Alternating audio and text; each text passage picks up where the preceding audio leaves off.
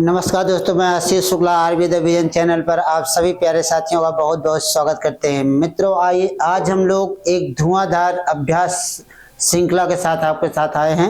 आइए आज हम लोग उस धुआंधार अभ्यास श्रृंखला के साथ जब आप आ ही गए हैं तो उसको करवा भी दिया जाए। ठीक, तो मित्र इतना देखिए कि यह आपके पुलिस के एग्जाम के लिए है, या ध्यान रखिए पुलिस एग्जाम के लिए आपके लिए या क्या किया जाए, प्रैक्टिस सेट कराया जा रहा है। तो आप लोग इसको ध्यान से देखिएगा, जितने भी क्वेश्चन इसमें आए हुए हैं उन सारे क्वेश्चनों पर आप अपना फोकस जरूर रखिएगा। ठीक है, तो देखिए हम यहाँ पे सबसे पहले जो क्वेश्चन हम लेके आए हैं वह क्या है, क्या कहा गया कि नीचे भाषा की 4 विशेषता दी गई है। भाषा की कितनी विशेषता दी गई है? 4। उसमें से जो एक गलत है उसे क्या है, उसे चुनना है। ठीक, मतलब सही को नहीं चुनना, गलत वाले को चुनना है। तो अब देखिए विकल्प में दिया गया भाषा एक परिवर्तनशील होती है, भाषा पैतृक संपत्ति होती है, भाषा सामाजिक संपत्ति होती है, भाषा अनुकरण द्वारा सीखी जाती है। तो मित्रों यहाँ पे 4 विकल्प आपके सामने आया हुआ है। तो इन 4 विकल्पों में कौन सा विकल्प क्या है, गलत है। ठीक, तो देखिए भाषा तो परिवर्तनशील है, या तो सही है, लेकिन भाषा क्या है, पैतृक संपत्ति नहीं है, अर्थात विकल्प नंबर क्या हो जाएगा, बी एकदम राइट आंसर हो जाएगा। विकल्प नंबर बी क्या होगा, एकदम राइट आंसर, सही उत्तर हो जाएगा। क्यों हो जाएगा? क्योंकि भाषा किसी की संपत्ति पैतृक संपत्ति नहीं होती है, या एक सामाजिक संपत्ति होती है जिसे क्या का अनुकरण के द्वारा सीखा जाता है, समाज में सीखा जाता है, तब वह क्या कहलाती है, तो यह पैतृक संपत्ति नहीं कहलाती है। ठीक, पैतृक की जगह पे यह क्या हो जाएगा, यह एक सामाजिक संपत्ति होती है। कैसी संपत्ति होती है? सामाजिक संपत्ति होती है। ठीक, भाषा एक क्या हो जाती है, सामाजिक संपत्ति होती है। मैं तो क्लियर हुआ, यह प्रश्न नंबर 1 का विकल्प नंबर भी एकदम राइट उत्तर हो गया। ठीक, अब हम इसके बाद क्वेश्चन नंबर 2 पे चलते हैं। ठीक, क्वेश्चन नंबर 2 में क्या कहा गया कि निम्नलिखित में से कौन सा वर्ण उच्चारण स्थान के दृष्टि से दंत नहीं है, अर्थात दांत से उच्चारित होने वाली ध्वनि, दांत से उच्चारित होने वाली ध्वनि, उच्चारित होने वाली ध्वनि नहीं है, उच्चारित होने वाली ध्वनि नहीं है। ठीक, विकल्प आपको सामने दिया गया है, ता, ना, दा और टा। तो मित्र यहाँ देखिए ता वर्ग का उच्चारण स्थान क्या होता है, ता वर्ग का उच्चारण स्थान क्या होता है, दंत होता है। ठीक, इसके ता के पहले क्या आता है, टा वर्ग होता है, टा वर्ग का उच्चारण स्थान क्या हो जाता है, मूर्धा होता है। ठीक, उसके पहले आता है आपके पास चा वर्ग, चा वर्ग का उच्चारण स्थान क्या हो जाता है, तालु होता है। ठीक, और का उच्चारण स्थान, का वर्ग का उच्चारण स्थान क्या हो जाता है, कंठ हो जाता है। अब पा का उच्चारण स्थान क्या हो जाता है, पा वर्ग का उच्चारण स्थान क्या हो जाता है, ओष्ठ हो जाता है। अब आप इसमें देखिए इसमें कौन सा सही हो गया, यहाँ ता है, ना है, दा है, या तो सब ता था दादा ना हो गए, मतलब यह इतने क्या होते हैं, दांत से उच्चारित होते हैं। और जो डी वाला विकल्प है एकदम राइट आंसर होगा। टा दिया गया है, टा का उच्चारण स्थान क्या होता है, मूर्धा होता है। ठीक, तो विकल्प नंबर डी एकदम सही उत्तर आपका आया। क्लियर हुई बात यहाँ पर? मतलब यहाँ पे हमने आपको उच्चारण स्थान भी लिख दिया। का वर्ग का उच्चारण स्थान क्या होता है, कंठ, चा का तालु, टा का मूर्धा, ता का दंत और पा का ओष्ठ, ता था दा धा ना। तो यह क्या हो गया, ता वर्ग से आ गया, बच्चा के पास क्या, टा, टा का उच्चारण स्थान क्या होता है, मूर्धा होता है। ठीक, तो विकल्प नंबर डी एकदम राइट आंसर हो गया। अगले क्वेश्चन पे चलते हैं हम लोग। अगले क्वेश्चन पे चलते हैं, कहा गया निम्नलिखित में से कौन सा शब्द देशज नहीं है, देशज नहीं है कहा गया, मतलब ऐसा कौन सा शब्द है कि जो देशी भाषा का शब्द नहीं है। ठीक, बस मात्र इतना ध्यान रखना, देशी भाषा का शब्द नहीं, बाकी और किसी भी भाषा को हो सकता है। ठीक है, अब देखिए खिड़की है, मित्र है, कालीन है, रेल है। तो देशज भाषा का शब्द कौन सा नहीं है, तो रेल नहीं है। रेल किस भाषा का शब्द है, रेल अंग्रेजी भाषा का शब्द है। किस भाषा का शब्द है, अंग्रेजी भाषा का। विकल्प नंबर डी एकदम राइट आंसर। रेल किस भाषा का शब्द है, अंग्रेजी भाषा का शब्द है। ठीक, और जो कालीन है या किस भाषा का शब्द है, या तुर्की भाषा का शब्द होता है। ठीक, मित्र किस भाषा का शब्द है, या संस्कृत भाषा का शब्द है। ठीक, किस भाषा का शब्द है, संस्कृत भाषा का। खिड़की जो लिखा गया यह कैसा शब्द है, देशी भाषा का शब्द है। ठीक, तो यहाँ पे देखिए हमने सबका शब्द लिख दिया, लेकिन यहाँ पे देशज शब्द नहीं है। तो देशज शब्द कौन सा नहीं है, यह नहीं है, बाकी सब कहीं ना कहीं किसी न कहीं से जुड़े ही हुए हैं। ठीक, तो यह क्या हो गया, रेल जो शब्द दिया गया है यह अंग्रेजी भाषा का शब्द होता है। ठीक, तो इसमें विकल्प नंबर डी एकदम राइट आंसर हो गया। ठीक है, अगले क्वेश्चन पे चलते हैं। अगला क्वेश्चन आपसे क्या कहता है कि संज्ञा से बने विशेषण में कौन सा अशुद्ध है। संज्ञा से बने विशेषण में कौन सा अशुद्ध है, ठीक, कौन सा अशुद्ध है, तो अब आप बताइएगा। ठीक, विकल्प में दिया गया धन धनिक होता है, ठीक, सुख सुखी होता है, दिन दैनिक होता है, बंगाल बंगाली होता है। तो इसमें आप बताइए कि इसमें संज्ञा से बने विशेषण में कौन सा अशुद्ध है पूछा गया है। ठीक, संज्ञा से बने विशेषण में कौन सा अशुद्ध है यह पूछा गया है।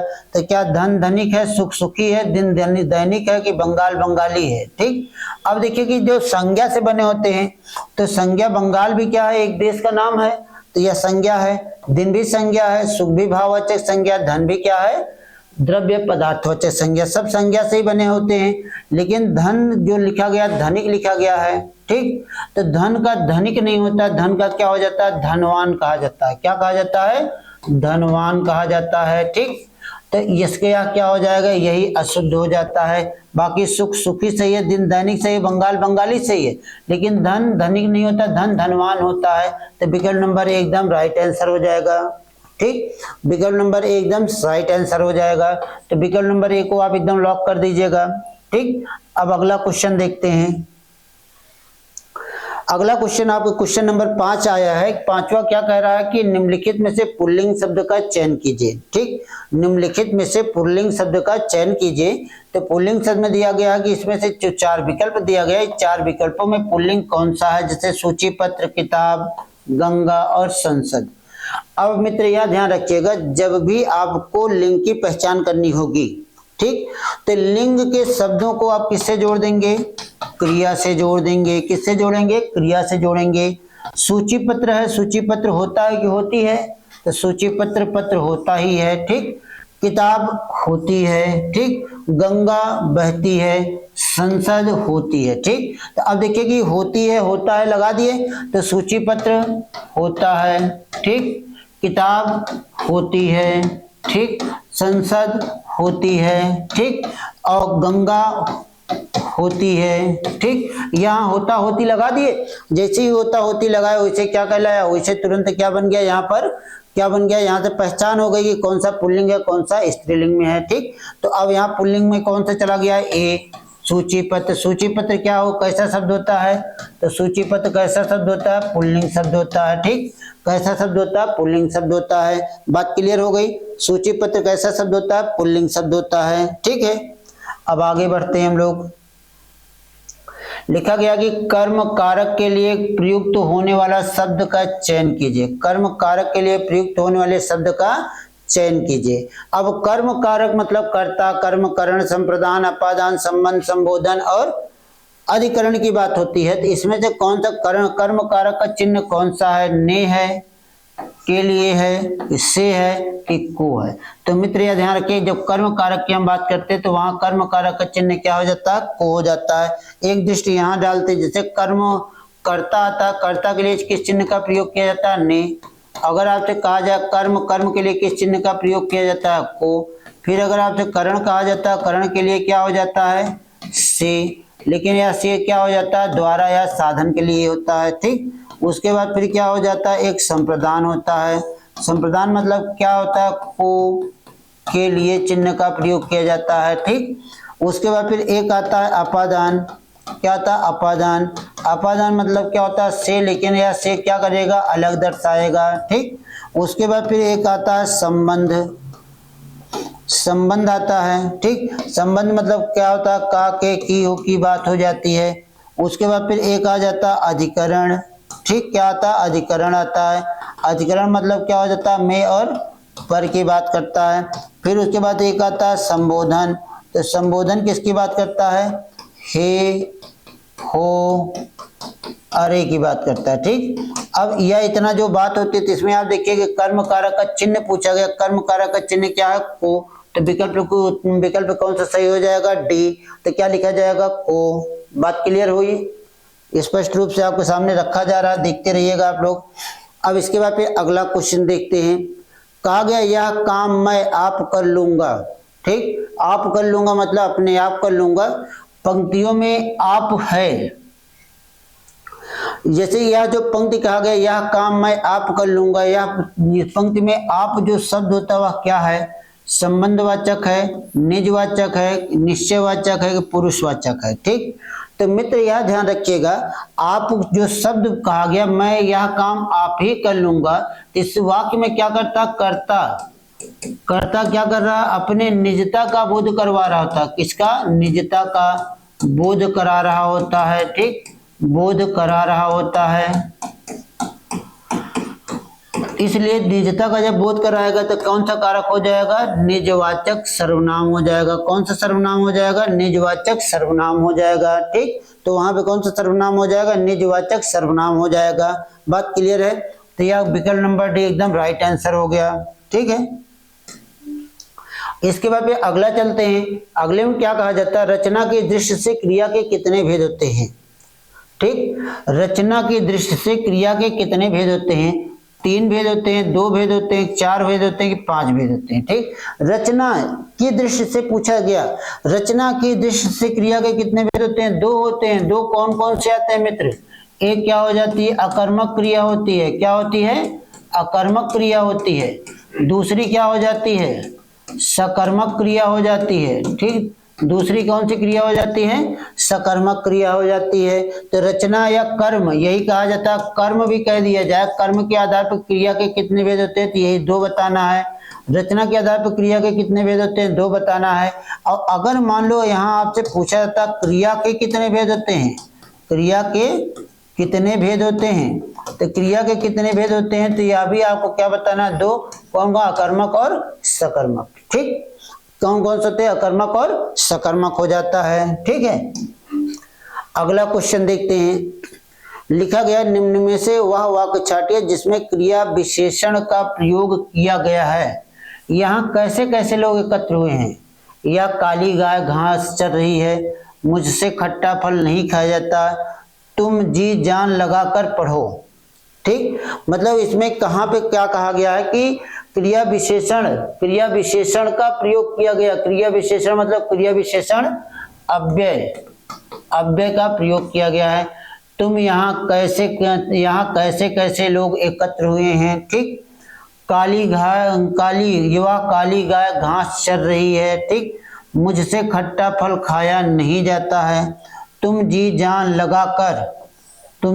लगाकर क्या करो? पढ़ाई करो। ठीक, पढ़ रहे हो। ठीक है, तो यहाँ जो पढ़ रहे हो यह क्रिया है, पढ़ना क्रिया। कैसे पढ़ना है? जी जान लगाकर पढ़ना है। ठीक, कैसे पढ़ना? यह क्रिया की क्या कर रहा है? विशेषता बतला रहा है। अर्थात विकल्प नंबर डी एकदम राइट आंसर हो जाएगा। ठीक, विकल्प नंबर डी एकदम राइट आंसर हो जाएगा।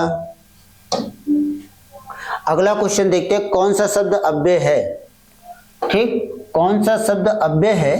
तो इसमें थोड़ा सा मिस्टेक यह है कि कौन सा शब्द अव्यय नहीं है। यहाँ पर एक शब्द लिख देना है, क्या? नहीं है। ठीक, अब आप अब उत्तर दीजिए कि टाइपिंग मिस्टेक हो गई, इसके लिए क्षमा चाहते हैं। कि कौन सा शब्द अव्यय नहीं है पूछा गया? आज है, कल है, किसे है, इधर है। ठीक, तो अब आप ये बताएंगे कौन सा शब्द अव्यय नहीं है। तो कौन सा शब्द अव्यय नहीं है यह बात अगर कही जाए तो इसमें कौन सा हो जाएगा? किसे। किसे कैसा शब्द है? सर्वनाम का शब्द है। कैसा शब्द है? सर्वनाम का शब्द होता है। बाकी आज, कल, अभी, इधर, उधर यह सब क्या हो जाते हैं? यह सब कहाँ चले जाते हैं? क्रिया विशेषण अव्यय हो जाते हैं। क्या हो जाते हैं? क्रिया विशेषण अव्यय हो जाते हैं। ठीक, क्लियर है? यह सब क्या हो जाते हैं? क्रिया विशेषण अव्यय कहलाते हैं। ठीक है, अब हम इसके आगे बढ़ते हैं। लिखा गया है कि निम्नलिखित शब्दों में उपसर्ग पहचानिए। अभ्यास, अभिमुख, अभियान। ठीक, इन अभ्यास, अभिमुख, अभियान में कौन सा उपसर्ग लगा है? ठीक, अप उपसर्ग लगा है, आदि उपसर्ग लगा है, कि अन उपसर्ग लगा, अभि उपसर्ग लगा। तो मित्र यह सीधा उत्तर आप क्या देंगे? अभि देंगे। अगर हम कहते हैं अभि धन यश, ठीक, यहाँ ई से क्या बनता है? ठीक, यहाँ पे आस लिखिएगा। ठीक, ई से क्या बना? ई का क्या बना? या बड़ा है तो बड़ा आ लिख गया, तो यह शब्द क्या बन गया? अभ्यास। ठीक, क्या बन गया? अभ्यास। तो मतलब क्या हो गया? अभी। बाकी यहाँ अभी उपसर्ग दिखाई दे रहा है, यहाँ अभी लिखा दिखाई दे रहा है, तो इसमें कौन सा उपसर्ग लगा है? अभी उपसर्ग लगा होता है। ठीक, तो क्या लगा होता है? अभी उपसर्ग का प्रयोग किया जाता है। बात क्लियर? अगला क्वेश्चन देखते हैं। कृदंत प्रत्यय किन शब्दों के साथ जुड़ते हैं? ध्यान से सुनिएगा, क्या कहा गया है? कृदंत प्रत्यय किन शब्दों के साथ जुड़े होते हैं? तो यह ध्यान रखिए, जब कृदंत प्रत्यय की बात होगी, कृदंत प्रत्यय हमेशा क्रिया धातु के साथ लगे होते हैं। किसके?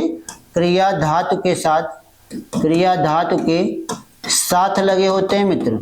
किसके साथ लगे होते हैं? क्रिया धातु के साथ लगे होते हैं, तब उसे हम क्या कहते हैं? क्रिया, जो क्रिया के साथ जुड़कर आते हैं उसे कृदंत प्रत्यय कहते हैं। तो विकल्प नंबर सी एकदम राइट आंसर, सी एकदम राइट आंसर हो गया। ठीक, सी एकदम राइट आंसर हो गया। बात क्लियर हुई?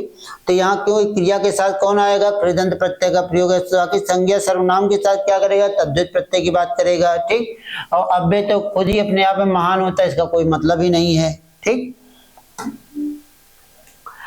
आज अगला क्वेश्चन देखिए। आज गणित के अध्यापक ने कक्षा नहीं ली, वाक्य के अर्थ के आधार पर कौन से भेद होते हैं? ठीक, आज गणित के अध्यापक ने कक्षा नहीं ली अर्थात क्लास नहीं ली, इसमें अर्थ के आधार पर वाक्य के कौन से भेद होते हैं? आज्ञावाचक होते हैं, निषेधवाचक होते हैं, कि प्रश्नवाचक होता है, कि इच्छावाचक होता है? ठीक, तो मित्र यहाँ देखिए कि गणित के अध्यापक ने क्लास नहीं ली, जब किसी चीज को मना किया जाएगा तो वहां पे क्या हो जाएगा? निषेधवाचक वाक्य हो जाएगा, अर्थात विकल्प नंबर बी एकदम राइट आंसर हो जाएगा। ठीक, विकल्प नंबर बी एकदम सही उत्तर हो जाएगा। ठीक है, विकल्प नंबर बी एकदम सही उत्तर हो जाएगा। अगला क्वेश्चन देखिए। वर्तमान काल के कितने भेद होते हैं? वर्तमान काल के कितने भेद होते हैं भैया? वर्तमान काल के सीधे सीधे उत्तर दीजिएगा। कितने भेद होते हैं? 5 भेद होते हैं। ठीक, एक सामान्य वर्तमान होता है, संदिग्ध वर्तमान होता है, ठीक, पूर्ण वर्तमान होता है, पूर्ण वर्तमान होता है, ठीक, और हेतु मत वर्तमान की बात होती है। तो ये 5 जो वर्तमान होते हैं, तो वर्तमान काल के कितने भेद होते हैं? 5 भेद होते हैं।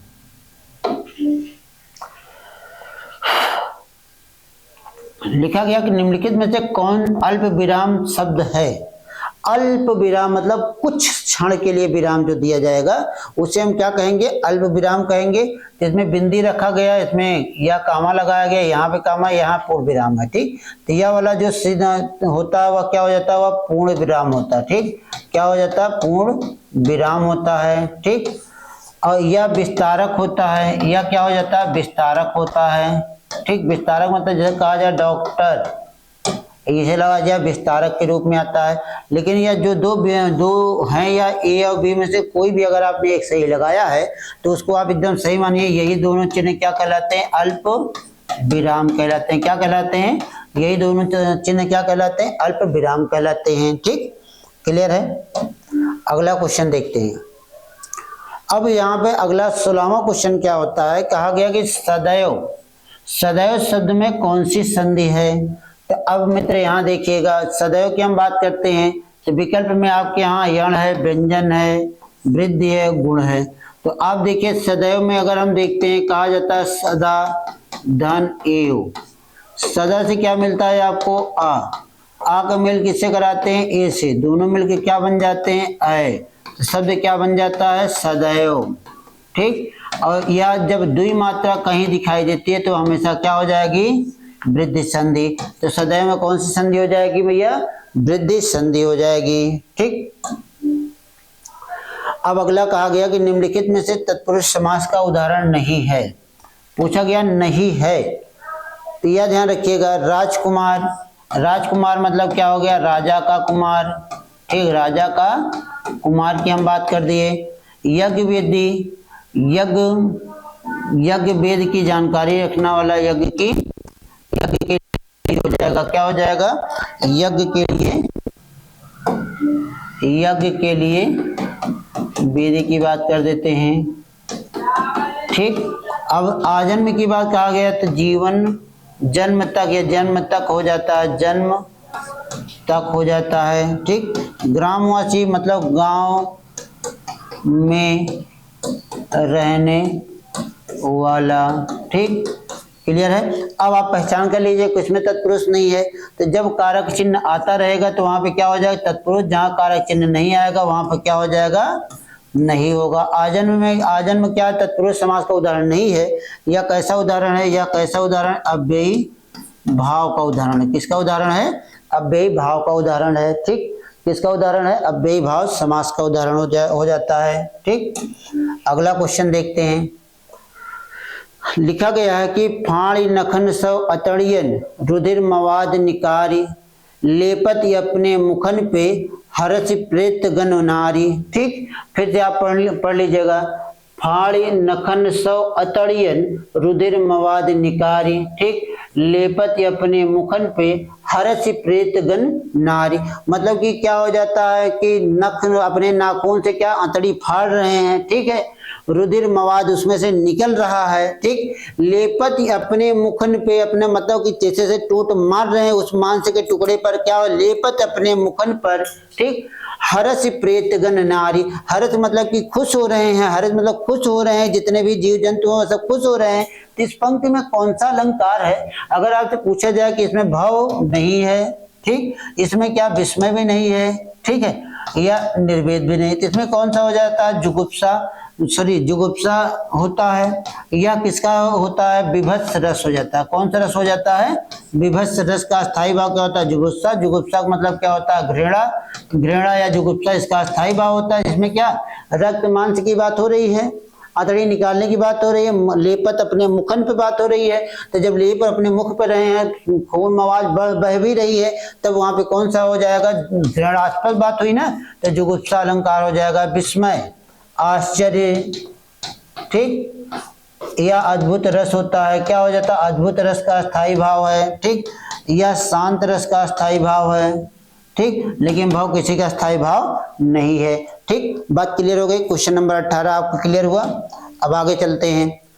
यहाँ वह सम मात्रिक छंद जिसके प्रत्येक चरण में 24 मात्राएं हों तथा प्रत्येक में 11वीं एवं 13वीं मात्रा पर यति हो, तो वहां पर कौन सा छंद होगा? 11वीं और 13वीं। ठीक, तो 11 और 13 मात्रा पर विराम के साथ कौन से छंद की बात कही जाती है? तो आप इसको पढ़िए, देखिए इसमें क्या हो जाता है।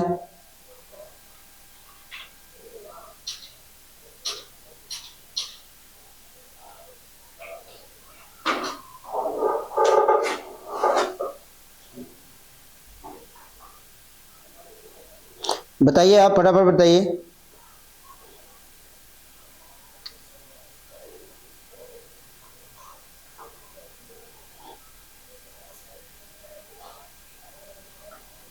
आप जल्दी जल्दी बताइए कि क्या इसमें 11 और 13 विराम के साथ कौन से मात्रा वाले छंद हो जाएंगे?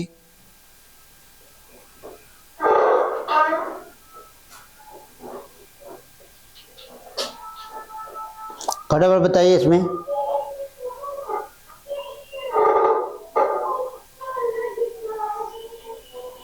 अब देखिए इसमें विकल्प क्या दिया गया है? रोला दिया गया है, सोठा दिया गया, यमक दिया गया, कवित्त दिया गया। ठीक, तो यमक अलंकार होता है, गलत है। कवित्त क्या होता है? होता तो छंद है, लेकिन इससे कोई मतलब नहीं होता। अब आपको यहाँ रोला और सोठम देखना है। ठीक, तो यहाँ पे कहा गया सम मात्रिक छंद, यहाँ इसको छंद कर लीजिएगा।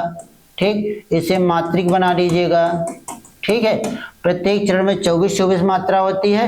11 और 13 पर विराम के साथ या यति होती है, तो वहां पे कौन सा छंद होता है? तो वहां मित्र कौन सा छंद होता है? रोला छंद होता है। ठीक, 11 और 13 विराम, प्रत्येक चरण में कितनी कितनी मात्रा होती है? 24 मात्रा होती है। ठीक, तो इसको आप एकदम एग्जैक्ट उत्तर कौन सा हो जाएगा? रोला छंद हो जाएगा।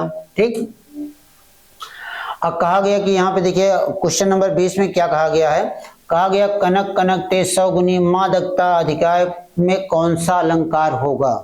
ठीक, मादकता अधिकार में कौन सा अलंकार होगा? अनुप्रास होगा, रूपक होगा, यमक होगा, श्लेष होगा।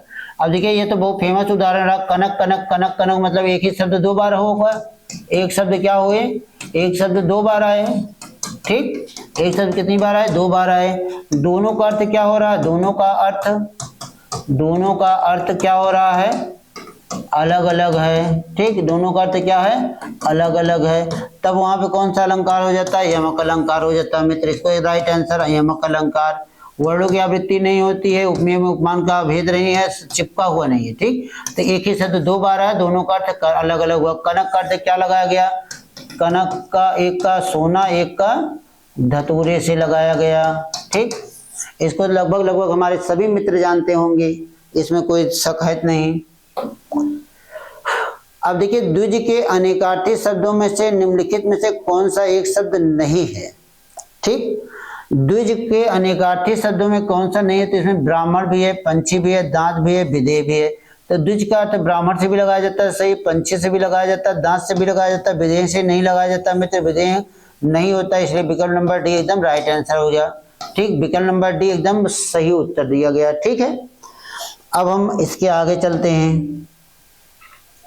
निम्नलिखित में से कौन निश्चल का अर्थ नहीं है? निश्चल, जो अपने स्थान से हिल न सके, स्थिर हो, अचल हो, निश्चल हो, निश्चिल हो। ठीक, तो निश्चल मतलब क्या हो जाता है? जो एकदम क्या हो जाता है? जो अपने स्थान पर ही बना रहे, टिका रहे, अपने ही स्थान से हिल ना सके, ऐसा नहीं होगा। जो स्थिर होता है वह क्या हो जाता है? निश्चल होता है। ठीक, स्थिर होता हुआ क्या कहलाता है? निश्चल कहलाता है। ठीक है, क्लियर है? अब आगे वाला क्वेश्चन देखते हैं। रात्रि का पर्यायवाची नहीं है, तो रात्रि का पर्यायवाची क्या नहीं है? रजनी नहीं है, कि विभावरी नहीं है, कि समीर नहीं है, ठीक, कि समीर नहीं है, कि निशि नहीं है। तो बताइए आप लोग, फटाफट बताइए।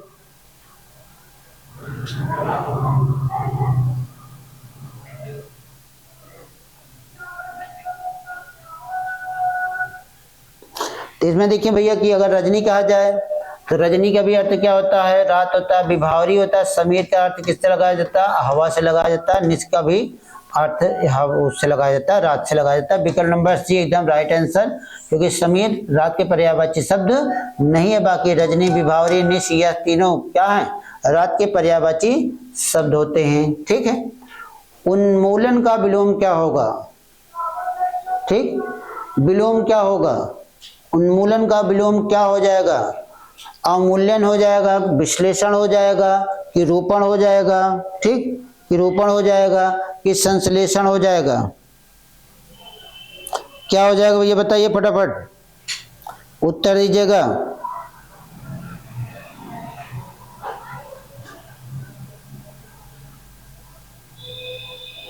क्या हो जाएगा बताइए। देखिए, जब उन्मूलन का विलोम शब्द पूछा जाता है, उन्मूलन का विलोम शब्द क्या? अवमूल्यन होता है, विश्लेषण होता है, कि रोपण होता है, संश्लेषण होता है। तो यहाँ तुरंत आप क्या बताएंगे? क्या हो जाता है? रोपण हो जाता है। क्या हो जाता है? रोपण हो जाता है। ठीक, उन्मूलन का विलोम शब्द क्या हो जाता है? रोपण हो जाता है। बात क्लियर हो गई।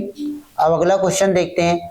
आए थे हरिभजन को ओटन लगे कपास, लोकोक्ति का सही अर्थ क्या हो गया? ठीक, इस लोकोक्ति का सही अर्थ क्या होता है? साधुओं की संगत छोड़ देनी चाहिए, वांछित कार्य को छोड़कर अन्य कार्य में लग जाना चाहिए, भक्ति को छोड़कर व्यापार करना चाहिए, गृहस्थी के झंझटों में फंस जाना चाहिए। गलत गलत गलत। सही क्या? वांछित कार्य को छोड़कर जब अन्य कार्य में हम लग जाते हैं तब वहां पे क्या हो जाता है? आए थे हरिभजन को ओटन लगे कपास, आए थे किसी काम को और क्या करने लगे? कोई अन्य और कार्य करने लगे, तब वहां पे कौन सा क्या हो जाता है? वहां पे कौन सा अलंकार हो जाता है? सॉरी, वहां पे क्या हो जाएगा? कोई वांछित कार्य को छोड़कर अन्य कार्य में लग जाना। यह विकल्प एकदम राइट आंसर हो गया। 25 का क्या हो गया? बी एकदम सही उत्तर मान लिया गया। ठीक, करपट का तद्भव शब्द क्या होता है? करपट का तद्भव रूप क्या होता है? यह देखा जाए तो करपट का तद्भव रूप क्या हो जाता है? कपट होता है, कारपेट होता है, कपूर होता है, कपड़ा होता है। करपट का जो तद्भव रूप पूछा जाएगा मित्र तो कपड़ा हो जाएगा। एकदम आसान सा क्वेश्चन लेके आए आज हमारा जैसा कि पहला प्रैक्टिस सेट है, इसलिए हम आपको एकदम आसान से प्रश्नों के साथ जोड़े हैं। अब हम जैसे से इसके अंदर चलेंगे वैसे से प्रश्नों की जो है तारतम्यता को बढ़ाया जाएगा। ठीक है, अब इसके बाद अगला क्वेश्चन देखते हैं। शुद्ध वर्तनी वाले शब्द का चयन कीजिए। कहा गया अंत्याक्षरी, पूजनी, तदोपरांत। ठीक, कावित्री, तो कावित्री गलत है, तदोपरांत गलत है, पूजनी भी गलत है। क्या अंताक्षरी जो शब्द है वह शुद्ध वर्तनी है? ठीक। पूजनीय को क्या लिखा जाएगा, पूजनीय लिखा जाएगा, ठीक। तदोपरांत कहा जाता है, तदोपरांत हो जाता है, ठीक। तदो क्या हो जाता है, तदोपरांत हो जाता है। कवित्री में कवित्री हो जाता है, ठीक, कवित्री होता है, ठीक। यह इसका शुद्ध रूप है, यह इसका शुद्ध रूप है, यह इसका शुद्ध रूप है। तो विकल्प नंबर बी एकदम, ये एकदम राइट आंसर, अंताक्षरी, ठीक। क्या हो जाएगा, अंताक्षरी क्या हो जाएगा, शुद्ध लिखा गया, ठीक है। बाकी सब क्या है, अशुद्ध है, सब गलत है। आगे चले, निम्नलिखित में से कौन सा वाक्य शुद्ध है। यह व्यर्थ बात करने से कोई लाभ नहीं होगा, संपूर्ण देश भर में निराशा छा गई, ठीक। भाई ने भाई के साथ सलाह की, कृपया प्रश्नोत्तर शीघ्र दे। प्रश्नोत्तर शीघ्र, यहाँ पर एक शब्द लिखे दे। अब आप बताइए कि यह व्यर्थ बात करने से कोई लाभ नहीं होता है, ठीक। यह लगाना ही नहीं चाहिए, जब बात कर रहे हैं तो हम क्या करें, व्यर्थ बात करने से कोई लाभ नहीं होना चाहिए, यह की वजह से यह वाक्य गलत हो गया। संपूर्ण देश भर में निराशा आ गई, संपूर्ण का कोई मतलब ही नहीं, देश भर में निराशा छा गई, ठीक। भाई ने भाई के साथ सलाह की, भाई ने भाई के साथ सलाह की, के साथ बैठकर क्या किया है, सलाह किया है। तो विकल्प नंबर सी एकदम राइट आंसर हो जाए, भाई ने भाई के साथ सलाह की। और यहाँ कृपया प्रश्न उत्तर दे, प्रश्न का उत्तर दें, तो कोई प्रश्न उत्तर शीघ्र दे, यह तो गलत हो गया, यह भी, ठीक। तो यह भी गलत हो गया, विकल्प नंबर सी एकदम राइट आंसर हो गया। 28 का क्या हो गया, सी एकदम राइट आंसर हो गया, ठीक।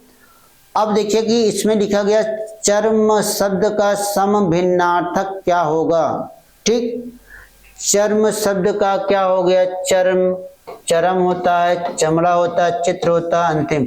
लेकिन समभिन्नार्थक शब्द की बात किए हैं, किसकी बात किए हैं, समभिन्नार्थक शब्द की बात किए हैं हम, ठीक। समभिन्नार्थक शब्द क्या होते हैं, यह भी आप देखिएगा, ठीक। समभिन्नार्थक मतलब क्या होता है कि जहां पर आपको उसके समान ही क्या मिले, उसके समान ही मिले तो वह क्या हो जाता है, शब्द समभिन्नार्थक कहलाता है। विकल्प दिया गया चरम, ठीक, क्या दिया गया है, चरम दिया गया है।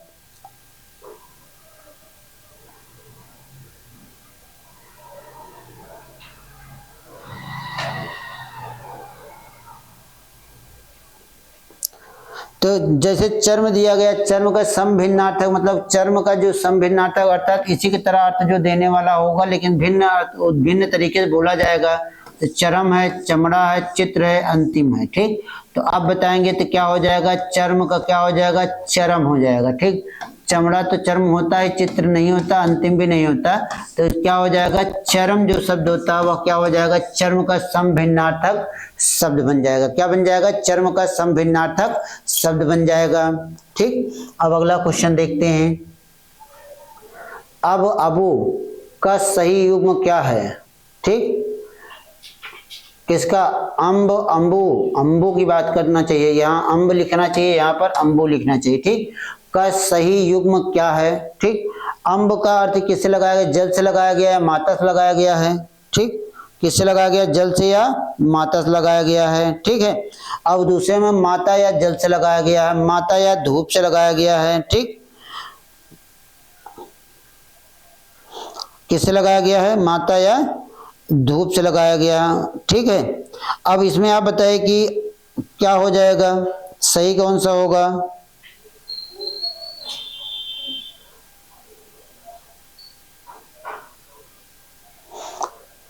अब देखिए कि इसमें जो विकल्प दिया गया है, विकल्पों के अनुसार आप देखिए, जैसे कहा गया अम्ब, अम्बू, ठीक। यहाँ ध्यान रखिए, यहाँ अनुस्वार रख लीजिएगा आप लोग, अम्ब हो जाएगा, अम्बू हो जाएगा। अम्ब का अर्थ क्या होता है, माता होता है, अम्बू का अर्थ क्या होता है, जल होता है। तो विकल्प नंबर बी एकदम राइट आंसर हो जाएगा, ठीक। विकल्प नंबर बी एकदम राइट आंसर हो जाएगा, एकदम सही और सटीक उत्तर क्या होगा, माता और जल। अम्ब का अर्थ क्या होता है, माता, अम्बू का अर्थ क्या होता है, जल, ठीक। अब इसके बाद अगला क्वेश्चन देखते हैं। हिंदी दिवस कब मनाया जाता है, बहुत ही प्यारा क्वेश्चन है मित्र, बहुत ही अच्छा क्वेश्चन है, कई बार एग्जाम में पूछा गया है। हिंदी दिवस कब मनाया जाता है, तो 11 जून को मनाया जाता है, 14 सितंबर, 18 सितंबर, 10 अक्टूबर को। तो यह सीधे सा उत्तर होता है कि 14 सितंबर को हिंदी दिवस या राजभाषा दिवस मनाया जाता है। इसी को राजभाषा भी कहा जाता है, राजभाषा दिवस भी कहा जाता है। क्यों कहा जाता है? क्योंकि 14 सितंबर को ही 14 सितंबर 1949 को ठीक हिंदी को क्या घोषित किया गया था? हिंदी को भारत की राजभाषा घोषित किया गया था। ठीक, और उसके बाद 1953 से क्या मनाया जाने लगा था? हिंदी दिवस के रूप में मनाया जाने लगा। ठीक, हिंदी को राजभाषा जब घोषित किया गया तो 1953 में क्या बनाया गया? हिंदी दिवस पहली बार मनाया कब गया था? 1953 में मनाया गया था। ठीक, क्लियर है। अब इसके बाद अगला क्वेश्चन देखते हैं। अयो, अयो शब्द किस भाषा निम्नलिखित में से किस बोली का शब्द है? ठीक, अयो शब्द क्या है? भोजपुरी का है, अवधिक है, अब्रज का है कि खड़ी बोली का है? अयो जो शब्द होता है, अयो गयो, आयो गयो, यह शब्द क्या हो जाते हैं? हमेशा ब्रज भाषा के शब्द हो जाते हैं। किसके होते हैं? ब्रज भाषा के शब्द होते हैं। ठीक, क्लियर है। किस भाषा का शब्द होते हैं? ब्रज भाषा के। अब अवधी भाषा में कहा जाता है आवा। ठीक ठीक, अब वो यहाँ खड़ी बोली में आया। ठीक है, तो यह अयो जो शब्द लिखा गया वो किस भाषा का शब्द है? ब्रज भाषा का शब्द होता है। किस भाषा का शब्द होता है? ब्रज भाषा का शब्द होता है। मित्र, इसको आप एकदम कंठस्थ करके रखिएगा। ठीक, अगला देखिए दिया गया क्या? अगला क्या दिया गया? क्वेश्चन आपको पढ़ना है। यहाँ पर क्वेश्चन आप पढ़िएगा, इसमें गद्य पढ़िएगा। गद्य में क्या लिखा गया? कहा गया जिन कर्मों में किसी प्रकार का कष्ट या हानि सहने का साहस अपेक्षित होता है, उन सब के प्रति उत्कंठा आनंद पूर्ण उत्साह के अंतर्गत लिया जाता है। कष्ट या हानि के भेद के अनुसार उत्साह के भी भेद हो जाते हैं। साहित्य और मीमांसकों ने इस दृश्य से युद्ध वेद, दान वेद, दया वेद आदि भेद किए थे। इनमें सबसे प्राचीन और प्रधान युद्ध वीरता रही है। ठीक, जिससे आघात, पीड़ा, मृत्यु का परवाह नहीं रहती। इस प्रकार की वीरता का प्रयोजन अत्यंत प्राचीन काल से चला आ रहा है, जिसमें साहस और प्रयत्न दोनों चरम उत्कर्ष पर पहुंचे हैं। पर केवल कष्ट और पीड़ा सहन करने के साहस उत्साह का स्वरूप स्फुरित नहीं होता, उसके साथ आनंद पूर्ण यत्न, उसकी उत्कंठा का योग होता है। तो क्वेश्चन आप देखिएगा, सबसे प्राचीन वीरता कौन सी रही है? तो फिर से थोड़ा बैक आ जाते हैं। सबसे प्राचीन वीरता कौन सी रही है? युद्ध वीरता। ठीक, किसकी रही है? इस प्रकार से वीरता का प्रयोजन प्राचीन काल से चला, जिसमें साहस और प्रयत्न दोनों चरम उत्कर्ष पर है। ठीक, तो देखिए भेद किए गए, जिसमें सबसे प्राचीन और प्रधान युद्ध वीर रहा। तो क्वेश्चन में आ रहा ना, कौन सा रहा? युद्ध वीर रहा। तो विकल्प नंबर सी एकदम राइट आंसर हो जाएगा। ठीक, उसके आगे क्वेश्चन देखते हैं। युद्ध वीरता के लिए किस प्रकार की प्रकृति अपेक्षित है? ठीक, अब देखिए चतुराई और वीरता, चंचलता और स्थिरता, धृष्टता और साहस नहीं, या भी नहीं, या भी नहीं, या भी नहीं। विकल्प बचा साहस, प्रयत्न और कष्ट सहने की धीरज क्षमता। ठीक है, तो विकल्प नंबर डी एकदम राइट आंसर हो जाएगा। ठीक, अगला क्वेश्चन देखते हैं। साहित्य मीमांसकों ने वीरता के कौन कौन से भेद बताए? ठीक, वीरता के कौन कौन से? सीधा स्पष्ट है, युद्ध वीर, दान वीर और दया वीर, कर्मवीर, धर्मवीर या दिवासी या ईमानदार, सूरवीर या पराक्रमी। गलत, यह भी नहीं बताया, यह भी नहीं बताया। बताया क्या है? युद्ध वीर, दया वीर और दान वीर की बात कहा है। ठीक, अब इसके बाद अगला क्वेश्चन देखते हैं। उत्साह के आधार पर किसे गए थे? किसे क्या कहा गया था? उत्साह के आधार पर क्या कहा गया था? उत्साह के आधार पर, दुर्बलता के आधार, उत्साह के भेद किस आधार पर किए गए थे? उत्साह के भेद किस आधार पर किए गए थे? उत्साह के आधार पे, दुर्बलता के आधार, पीड़ा या आयात के आधार पे, कष्ट या हानि के भेद के आधार पर किया गया। ठीक, उत्साह का भेद किसके? कष्ट या हानि के आधार पर किया गया। तो विकल्प नंबर डी एकदम राइट आंसर हो जाएगा। मित्रों, रामचरितमानस की रचना की गई। अब बात किसकी है कि रामचरितमानस की रचना की गई। तो रामचरितमानस की रचना किसमें की गई थी? अवधी भाषा में की गई थी, ब्रज भाषा में, भोजपुरी में की मैथिली में। तो यह रामचरितमानस किसके द्वारा लिखा गया मित्र? तुलसीदास द्वारा लिखा गया। किसके द्वारा? तुलसीदास द्वारा लिखा गया। या किस भाषा में लिखा गया? अवधी भाषा में लिखा गया है, जिसमें कुल कितने कांड होते हैं? 7 कांड होते हैं। ठीक, कितने कांड होते हैं? 7 कांड होते हैं। तो यह क्या है? किस भाषा में लिखा गया? अवधी भाषा में लिखा गया। और अवधी भाषा का सबसे प्रसिद्ध ग्रंथ है। ठीक, क्लियर। लिखा गया कि निम्नलिखित में से कौन सा नाम सिद्ध परंपरा की योगिनी का नहीं बल्कि योगी का है। ठीक, सिद्ध कवियों की बात कर रहा है कि कौन सा नाम सिद्ध परंपरा की योगिनी का नहीं बल्कि योगी का है। पुतलिपा, मणिभद्रया, कमकलापा, लक्ष्मीकरा। तो यहाँ ध्यान रखिए पुतलिपा। ठीक, जब सरप्पा, भुइपा, लुइपा, कुइपा, कुलिपा यह सब आ जाएगा, पापा आ जाएगा, तो वहां पे हमेशा सिद्ध कभी ही जानिएगा तो यह पुतलिपा आ जाएंगे। कौन सा आ जाएगा? पुतलिपा आ जाएगा। विकल्प नंबर एकदम राइट आंसर है। ठीक, अगला और अंतिम क्वेश्चन देखते हैं कि विनय और सोफिया किस उपन्यास के पात्र हैं। ठीक है, तो यह जो विनय और सोफिया की बात करते हैं, विनय और सोफिया किस उपन्यास के पात्र हैं? किसके उपन्यास, किस उपन्यास के हैं? सेवा सदन के हैं कि रंगभूमि के हैं, कर्मभूमि के हैं कि कायाकल्प के हैं? ठीक, कि किसके हैं, किसके भाग हैं?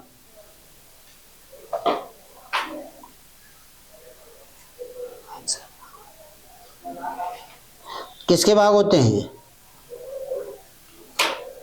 तो चलिए अब विनय और सोफिया की बात करते हैं, किस उपन्यास के पात्र होते हैं। यह हमेशा ध्यान रखिएगा, विनय और सोफिया रंगभूमि उपन्यास के पात्र है। रंगभूमि उपन्यास के पात्र कौन है? विनय और सोफिया होते हैं, विनय और सोफिया होते हैं। ठीक मित्रों, आज के यह क्लास यहीं पर अब समाप्त किया जाता है। ठीक, अब हमने आपको आज 40 क्वेश्चन आपको पूरा दिया, थोड़ा अव्यवस्थित ढंग से दिया गया, लेकिन जो भी दिया गया आपको बेहतर से बेहतरीन को ले जाया गया है।